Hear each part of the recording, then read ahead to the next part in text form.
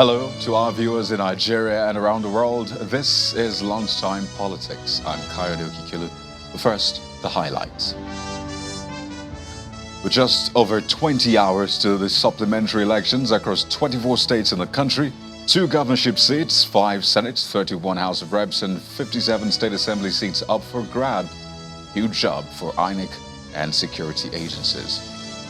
Those 6 aspirants withdraw ahead of Kogi APC primaries holding today as Governor Yaya Bello endorses State Auditor General as successor while the party opts for direct primaries.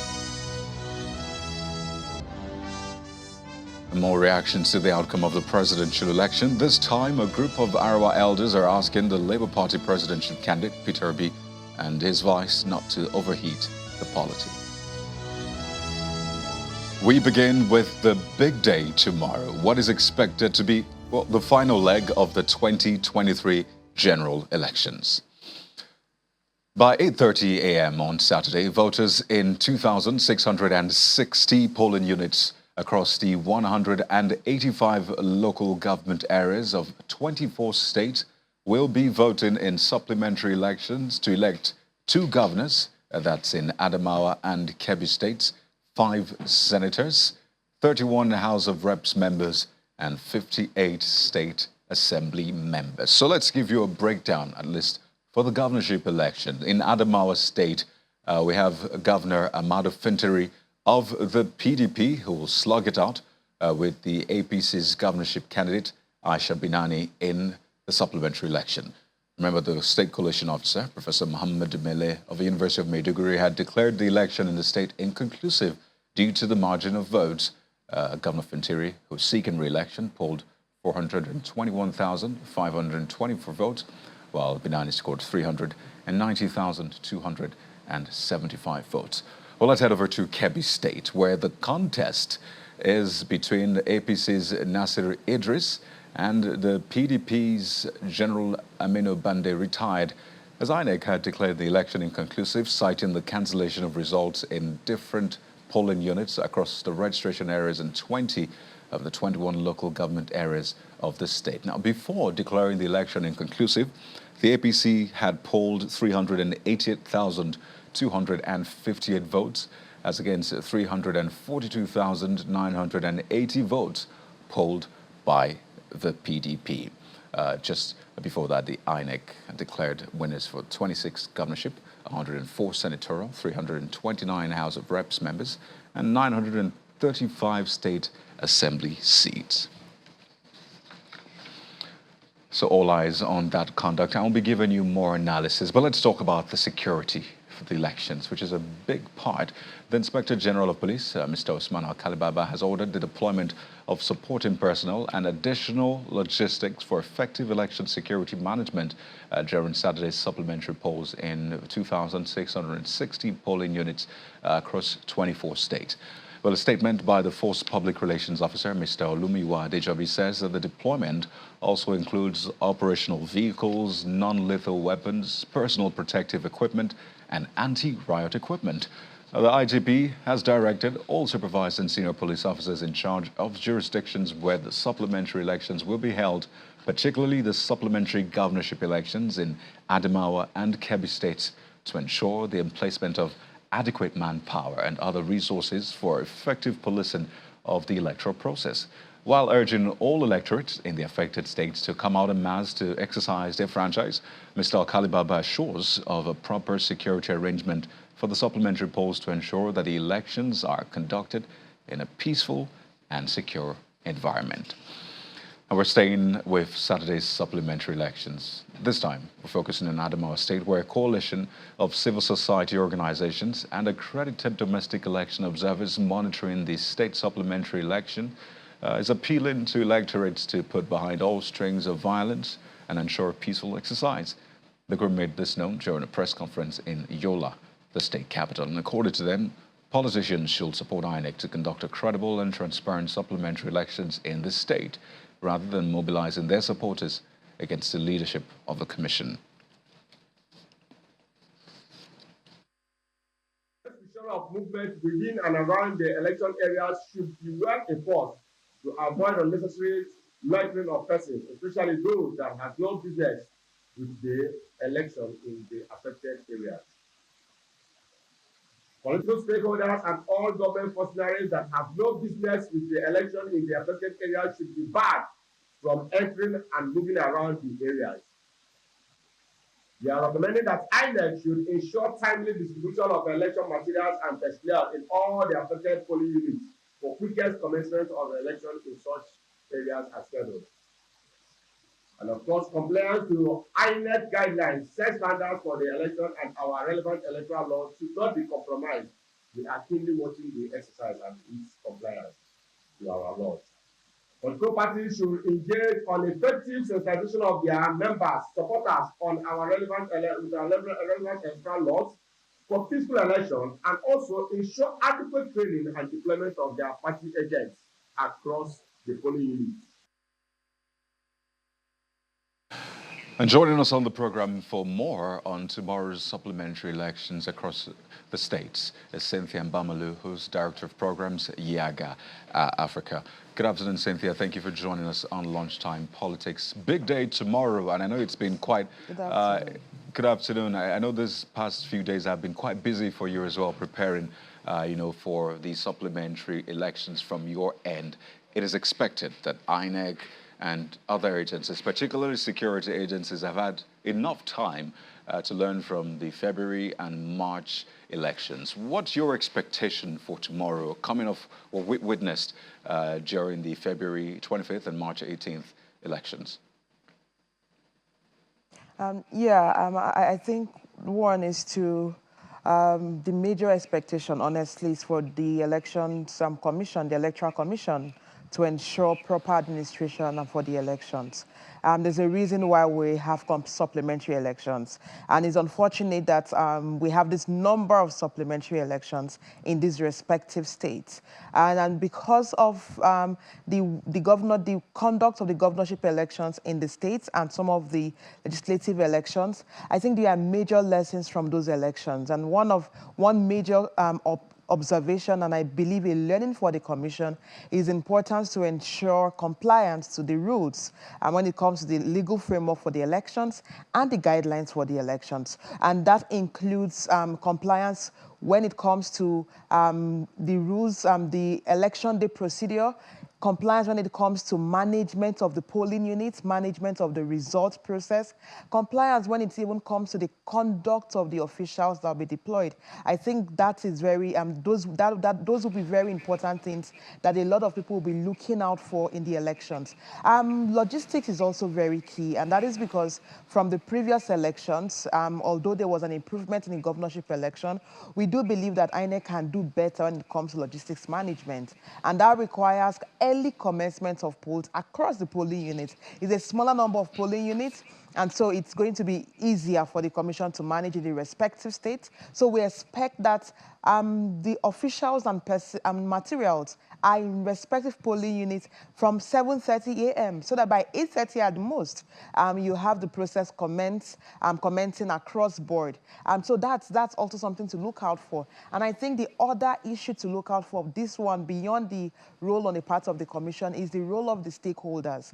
And that is because it's worrisome that if you look at the reasons for the cancellation, you had major of the reasons that were around, one, disruption of the process, issues around overvoting, issues around violence. And the question is, why do we need to experience this sort of negative issues around our elections? We should grow beyond violence and disruption of the process, which is why this part of my conversation is around the political actors, because we do want to have these elections concluded tomorrow, and we're hoping for a more peaceful process, a process where the lives of the personnel, the officials, INEC officials deployed, are secured, and the lives of voters are secured. And it looks a process where every vote that has been cast would truly count. And because when you disrupt the process, what happens is you have the Electoral Commission cancelling the result. When you impose additional votes to the number of those who are accredited, you have cases of overvoting. And so we are hoping that for this election on Saturday, this horrible incidences or experiences from the last elections would not play out again. So better conduct from the political actors. For all those who I know, for supplementary elections are always more heated than the major elections, because it's a smaller geographical location where elections will be holding, and you're going to be having the parties contesting tooth to nail. I'm really hoping that the parties will understand the importance of ensuring decorum and promoting democratic principles, because at this stage in our democracy, we do require and we do hope for elections that meet the standards of integrity, but most importantly, elections where the lives of the people are protected and where the votes of the people truly count, without manipulation, without intimidation, and without violence. So we're hoping the political actors would play by the rules tomorrow. And the third point for me is on the security agencies. We're looking forward to better deployment these elections, effective and efficient deployment, but most importantly, professionalism on the part of the personnel to be deployed. And for locations where there are incidences or infractions, we want to also see arrests made of those individuals who would want to violate the rules or disrupt the process. And to all the voters in these locations, we do hope that they come out in their numbers, because if you look at the numbers of PVCs collected in this respect, at least for Kebbi and Adamawa, where you're having the governorship elections, they do have reasonable numbers in thousands. And I think it's important that the voters understand the importance of this moment. They still turn out in their numbers, regardless of negative experiences in the past election. I'm hoping that they come out in their numbers and vote the candidates of their choice in these respective states. They wait for the votes to be counted and ensure that the results are properly recorded on the results sheet, and hopefully conduct themselves in a peaceful conduct and wait for the process to be concluded before rejoicing or making any decision. So at the end, we're looking forward to a peaceful process and a better conducted elections. I mean, and that's not too much to ask for, really. I'm glad you spoke to the voters, the electorate, because what we saw was after the presidential election, it looked like turnout actually, came down for the governorship election. So we're hoping that people are encouraged to come out and vote across this 2,660 polling units. But, we don't want to have a supplementary election to this supplementary election again. I don't even know if there's any provision for that in the laws. But are there hotspots you have maybe identified that you like attention to be paid to, maybe extra, so we'll have overall a successful process? Well, I believe that for these elections, every location will be a hotspot. Why? The trends in our observation are always revealed or showcased the fact that supplementary elections are usually a bit more contested. In fact, supplementary elections are most times a product of political strategies, in the sense that you have elections that are deemed to be contentious. You have politicians make attempts to ensure larger proportions of cancellation, just so that they would go to a supplementary process and then they can focus all their arsenals to those locations, which is why I would say that every location is a potential hotspot. However, we know that Adamawa was quite contentious, and even the outcome of that election is still very controversial, because there are still sections of the political class who believed that the election ought to have been concluded at first ballot. You also have election in the legislative elections in Sokoto State, which I also do believe that could have its own potentials of some level of violence. Kebbi also. So for me, when it comes to just observing previous elections and how supplementary elections are usually conducted and contested, what we've seen over time is that usually you have the political parties trying to pull their weight in those locations. And most times the parties with the strongest might in those states put a lot of pressure on the process and on the system and on the officials. So we've had reports of more cases of voter intimidation and more cases of voter suppression in supplementary elections, where you have conduct of the process in limited locations. And for this, just based on this analysis and this assessment, I want to believe that the security agencies this time around will work with intelligence to understand the importance of each process and efficiently deploy. But like I said, the governorship elections, both of them, especially for Adamawa, was quite controversial, and it's important that those locations are properly secured.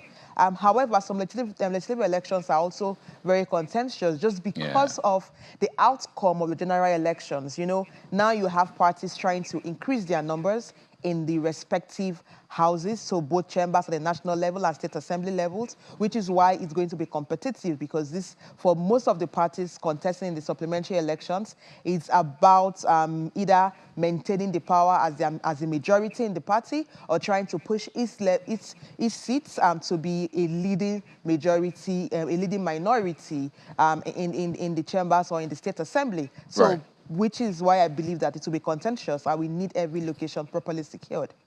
You know, the buzzwords during the previous elections, the BVAS and the IREV, and I imagine that they would come to play again tomorrow. Just recently, the APC had this press, well, I say, parley in Washington, and they described the IREV as just a result viewing portal, even went ahead to describe the presidential elections as one of the most credible in the nation's history. I wonder if the data points to that, at least from your end, and particularly for the IREV. What role does the IREV play? Is it just merely a result viewing portal, or does it have a bigger role to play in this election so a lot of Nigerians can understand as well? Well, I wouldn't be making any comment on the conversations between the political parties just because I know the presidential election is still in court. However, it's important we understand the role of the INEC result viewing portal in our elections. Yes, its name may be called results viewing portal, but there is a context to the introduction of the results viewing portal, especially in connection with the electoral amendment that gave INEC the power to electronically transmit results. And regardless of the arguments around the legality or not of the portal, the guidelines which draws its power from the Electoral Act makes a provision for the INEC's result viewing portal, the IREV, to be used in the process of results collation. And technology in the elections are twofolds. First is the BVAS, the Bimodal Voter Accreditation System, deployed to accredit voters at one part of the process, and the other part deployed to be used as the machine to take a picture of the INEX results, the polling unit's result form, and upload it on the INEX result viewing portal. So that's one part of it. And for this election, we really want to see major, we want to see 100% deployment of the BVAS across every polling unit, because we know that without the BVAS, voters cannot vote and votes wouldn't be counted in those locations. So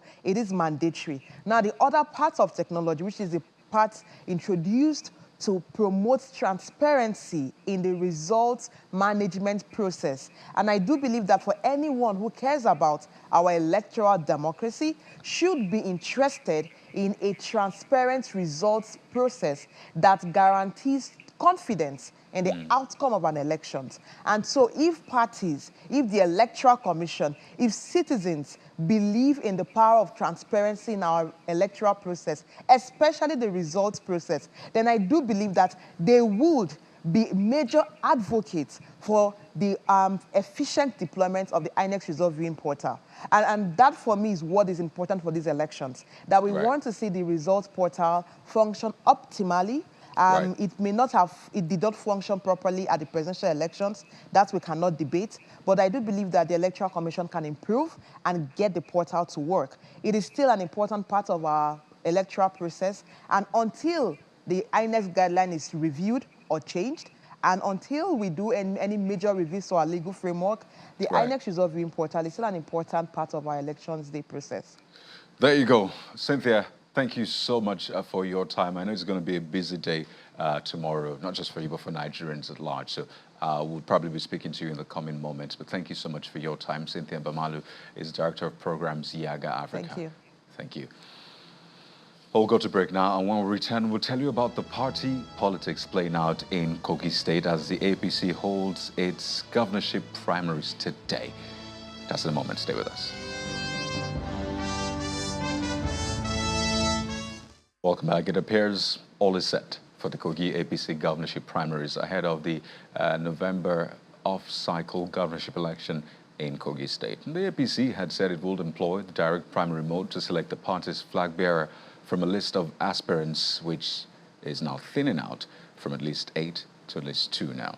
Earlier on, the Deputy Governor of the state, Edward Onaja, and the Chief of Staff to Governor Yaya Bello, Mohammed Asuku, withdrew from the race as Governor Yaya Bello unveiled his preferred candidate, the Auditor General of the state, Ahmed Ododo. In a similar development, other aspirants like David Jimo, Ashiru Idris, Okala Yakubu, and Momo Jibril have also withdrawn from the race. We'll definitely be bringing you the outcome of the primary as soon as they come in. Well, let's talk about the incoming 10th Assembly now. A member of the House of Representatives, Honorable Princess Onoa, who is vying for the House of Representatives seat, says she will run an inclusive governance that will address the people's needs. Princess Onoa also says if she's elected as the 10th Speaker of the House of Representatives, she will operate an open-door policy for citizens to know what bills are being passed in their favor and improve the situation of the country. She was a guest on our program, Politics Today. My vision to be the speakership of the 10th House of Representatives is to present myself that I've come with fresh ideas and innovative solutions to tackle Nigeria's overlapping and ever-growing challenges, such as a dwindling economy, threats to our national security, deepening or widening gap in our nation's cohesion, so that I'll design a legislative agenda that is workable, that is implementable, that is proactive and prompt to deal decisively with these challenges and as they emerge. With regards to listing of bills and motions in the House, my goal and the outcome is to have a perfect and effective record management system. Digitizing is to ensure that we have less friction amongst members, because we all represent 360 federal constituency. Everyone is striving to ensure that your constituency has a voice. And in doing that, sometimes we have bills and motions that cut across. I am running an open governance system where I'm opening the Nigerian National Assembly. I'm giving it back to the Nigerian people. It belongs to them. And we have something you can call like an open day, where Nigerians of all shades and profession will come and send in their opinion. Because lawmaking is about taking the interest and opinion of your people, of citizens and the nation, to put it into bills that will solve the needs of the people. So that is what I'm doing. Feedback mechanisms will be set up so that Nigerians own the bill. Well, another person vying for the leadership position in the National Assembly, the 10th Assembly, this time the Senate, is the Governor of Ebonyi State, David Umahi, who is asking Nigerians to avoid what he describes as extreme politics in reaction to the outcome of the 2023 Presidential, National Assembly, as well as governorship and State Houses of Assembly elections. Governor Umahi, who is speaking as he received the Ebonyi State Governor-elect, Francis Zumufuru, at the Government House in Abakaliki, said only God can determine the fate of any leader, including the President-elect Bola Tinubu. Governor Umahi also pointed out that the Constitution of Nigeria is superior to anyone, adding that what should determine the emergence of anyone vying for any position in the country is how much he or she has contributed towards keeping Nigeria together. This extreme politics should be emphasized in Nigeria so that we can, begin to build, a better Nigeria. This is very important. And don't forget that I'm vying for the President of the Senate. People can say all that they want to say. The Constitution of Nigeria is superior to every protocol and rules. Let anybody say to me that as a party chairman for 5 years, as deputy governor for 4 years, as governor for almost 8 years, that, and an associate, council, and the apostle of the Most High God that are not qualified to be the Senate President, let them set the Constitution of Nigeria before all those who are contesting, and let us answer questions to the Constitution, and let's see if I'm not qualified. It's not how far, that matters, or how long. It is your ability, it's what you have done to keep the nation Nigeria together. It is your sacrifices, in the nation building. These are very important. And so when people talk about ranking, I don't understand what is ranking. The basis of ranking is your ability on the project Nigeria. More stories now. A coalition of Arewa Elders is calling on security agencies to arrest those rooting for an interim government as against the swearing-in of a president-elect Senator Bola Tinubu on May the 29th. The group made its position known in a communique read by the chairman of the coalition, Mr. Supplementary, during a press conference in Kaduna State, where they also appealed to the presidential candidate of the Labour Party and his vice not to overheat the polity. The events unfolding in our polity within the Nigerian political landscape calls for concern. We call this Elders Convention to discuss and express certain unhealthy developments, especially after the 2023 general elections. Particularly worrisome are the pronouncements of Mr. Peter Obi and Mr. Datti Baba Ahmed, the presidential and the vice presidential, respectively, candidates of the Labour Party, as well as other Labour Party leaders, including sources said to be linked to IPOB, ESN, which are not terrorist organizations. We condemn in loud, clear, and unambiguous tone the resort to illegal and unconstitutional ways being pursued by Mr. Peter Obi and Mr. Datti Baba Ahmed of the Labour Party, which are capable of truncating our democracy. Unhealthy ethno-religious comments amount to incitement that can lead to public disorder. Now let's take you across states. The Lagos State National and State Houses of Assembly Election Petition Tribunal has begun listening to 8 applications brought by petitioners with respect to the 2023 elections. The tribunal hearing the petitions into the governorship elections, the state, however, did not sit, as the lawyers to the governor have not been served with the various petitions filed. 4 petitions have been filed to challenge the return of Governor Babajide Sanwo-Olu and his deputy Obafemi Hamzat. The petitioners are the PDP and its candidate, the Labour Party, and that's the Labour Party governorship candidate, the Allied People's Movement, and the Action People's Party, APP. The People's Democratic Party in Zamfara State is urging the Inspector General of Police, Usman Al-Kalibaba, to transfer the invitations sent to 7 of its members to the State Police Command instead of Abuja. The acting chairman of a party in the state, Mukhtar Luga, made the appeal while speaking to newsmen in Gusau, the Zamfara state capital. Mr. Luga said Gusau, Zaria Road, is not safe for its members to travel due to the high rate of kidnappings and bandit attacks along the highway. The People's Democratic Party in the state had earlier accused the police of plots to harass, arrest, and intimidate its members ahead of tomorrow's supplementary elections. Well, there you have it. You've been served. That's Lunchtime Politics for today. I'm Kayode Okikio. You can always catch up on our stories and reports across platforms and social media. There you have the handles. Well, thank you for watching again. Goodbye.